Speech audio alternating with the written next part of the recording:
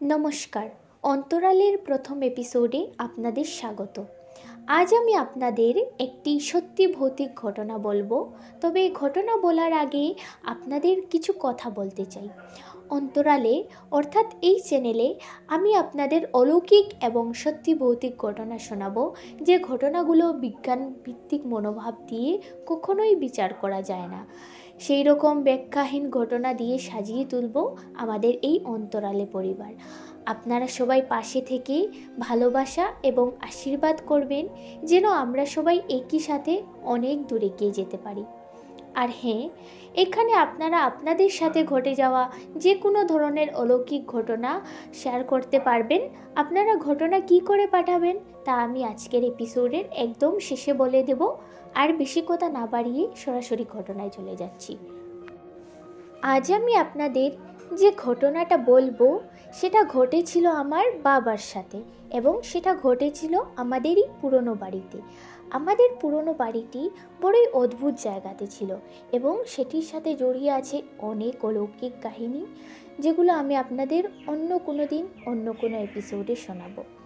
ঘটনাটা শোনানোর আগে আমাদের পুরনো বাড়ির কিছুটা বর্ণনা দিয়ে দিচ্ছি, তাতে আপনাদের বুঝতে সুবিধা হবে। তো আমাদের পুরনো বাড়ি ছিল একটা বাগানের মধ্যে। আমরা যেহেতু আসামে থাকি, আসামের মধ্যে প্রত্যেক 5 মাইল দূরত্বে এক একটি চায়ের বাগান থাকে। তো আমাদের পুরনো বাড়ি যেখানে ছিল সেই জায়গাটা প্রথমে জঙ্গল ছিল, তারপর ধীরে ধীরে চায়ের বাগান তৈরি হয়। যখন এইখানে আমাদের বাড়ি ছিল তখন সবই ঘন বন জঙ্গলে ঢাকা ছিল।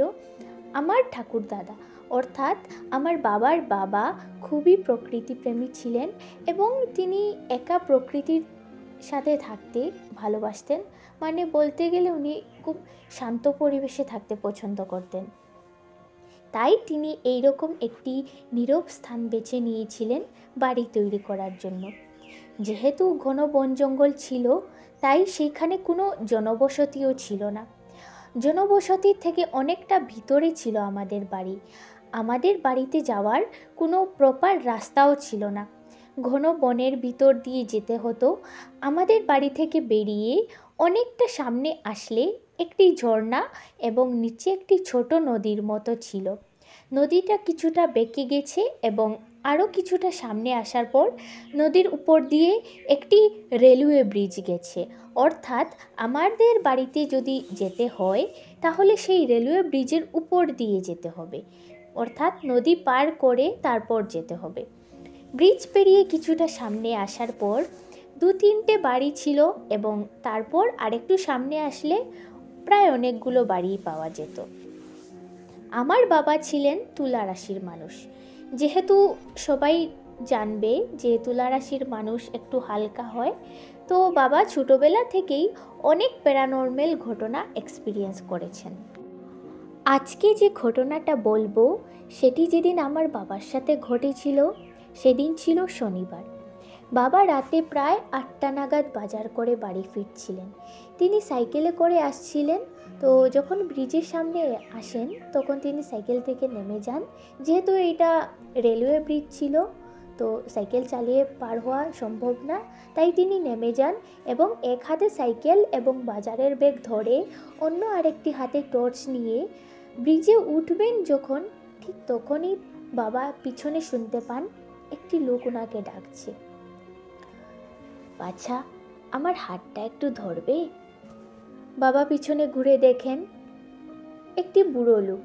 লোকটার অনেক বয়স, কোকড়ানো শরীর, পরনে ময়লা লুঙ্গির মতো একটি কাপড়, এবং মাথায় চাষিরা যে এক ধরনের ত্রিভুজাকৃতির মতো বাঁশের ছাতা ব্যবহার করে ধান কাটার সময়, সেই রকম একটি ছাতা। লোকটি আবার বলল, বাছা আমাকে একটু পথটা পার করে দাও না, আমি একা যেতে পারছি না। তো বাবা যে হাতে সাইকেল ধরেছিলেন সেই হাতেই কোনো রকমে টর্চটা ধরে আরেকটা হাত বৃদ্ধর দিকে বাড়িয়ে দিলেন। অমনি বৃদ্ধ তার অস্থিচর্মসার হাত দিয়ে বাবার হাতখানা চেপে ধরল। বাবা অনুভব করলেন যে লোকটার হাত বরফের মতো ঠান্ডা, এত ঠান্ডা যে বাবার শরীর শিরশির করে উঠল। যাই হোক, বাবা লোকটার হাত ধরে ধীরে ধীরে এগিয়ে যেতে লাগলেন। ব্রিজের মাঝ বরাবর আসার পর লোকটি হঠাৎ বাবাকে বলল, তোমার কাছে দিয়াশলাই হবে? আসলে আমি আমার সিগারেটটা ধরাতে ছিলাম। বাবা বললেন, না নেই, তাড়াতাড়ি চলুন, ট্রেন আসতে পারে, ট্রেন আসলে নেমে যাবার জায়গা নেই, দেখতেই তো পাচ্ছেন। বলতে বলতে বাবার চোখ লোকটার পায়ের দিকে পড়ল। টর্চের আলোতে বাবা দেখতে পেলেন লোকটার পা পিছনের দিকে ঘুরানো, অর্থাৎ পায়ের পাতা পিছনের দিকে, এবং আনুমানিক মাটি থেকে 1 ফিট উপরে দাঁড়িয়ে আছে লোকটি, অর্থাৎ লোকটির পা মাটি ছুঁয়ে নেই। বাবা একটি কথা জানতেন যে ভূত প্রেতকে গালি দিলে, চিৎকার করে কথা বললে ওরা অনেক সময় ভয় পায়। যেহেতু বাবা কি করবেন বুঝতে পারছিলেন না, সেহেতু বাবার মনে এই জিনিসটাই এসেছিল, তো বাবা সঙ্গে সঙ্গে রীতিমতো রাগান্বিত স্বরে বললেন, চুপচাপ চলে যা, না হলে এখানেই আছড়ে কিন্তু শেষ করে দেব। লোকটা বলল, না না, মেরো না আমায়, আমি তোমার কোনো ক্ষতি করব না, আমাকে শুধু ওই সেতুটা পার করে দাও, তাহলেই আমি চলে যাব। বাবা খুব তাড়াতাড়ি করে ব্রিজ পেরোলেন। তখনও লোকটার হাত বাবার হাতের মুঠোর ভিতরে। ব্রিজ পেরোনোর পর লোকটি বাবার সামনে এসে বলল, ধন্যবাদ আমাকে সাহায্য করার জন্য, এবার আমি আসি, বিদায়। বলেই বাবার চোখের সামনে ধোঁয়ার মতো হাওয়ার সাথে মিলিয়ে গেল। তখনও বাবার হাতে লোকটির হাত মুঠো করে ধরার, মানে বাবা তখনও হাত ছাড়েননি লোকটির, কিন্তু তবুও লোকটি বাবার সামনে এসে বাবাকে বিদায় জানিয়ে চলে গেল। তো এই ছিল বাবার সাথে ঘটে যাওয়া একটি সত্যি ভৌতিক ঘটনা। আশা করি আপনাদের ভালো লেগেছে।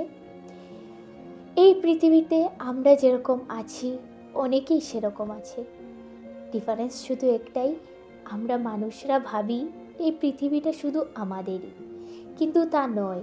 এই পৃথিবীতে বসবাস করার অধিকার সবারই আছে।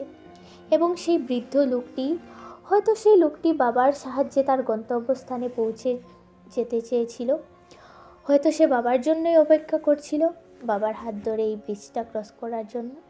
আপনাদের কি মনে হয়? কমেন্ট বক্সে কমেন্ট করে জানান। এতক্ষণ পাশে থেকে সম্পূর্ণ ঘটনাটি শোনার জন্য অনেক অনেক ধন্যবাদ।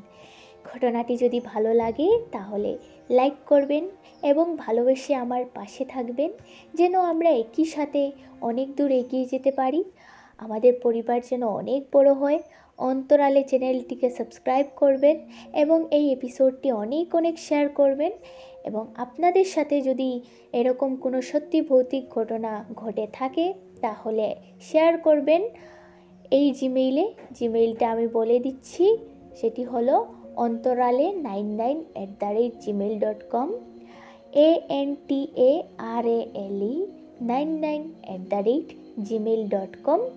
এই জিমেইলে আপনারা শেয়ার করতে পারেন আপনাদের সাথে ঘটে যাওয়া কোনো সত্যি ভৌতিক বা কোনো অলৌকিক ঘটনা যদি থাকে তাহলে। আজ প্রথম দিন আমাকে এত ভালোবেসে পাশে থাকার জন্য অনেক অনেক ধন্যবাদ। আবারও কথা হবে নতুন একটি এপিসোডে। ততক্ষণ পর্যন্ত সবাই ভালো থাকবেন। ধন্যবাদ।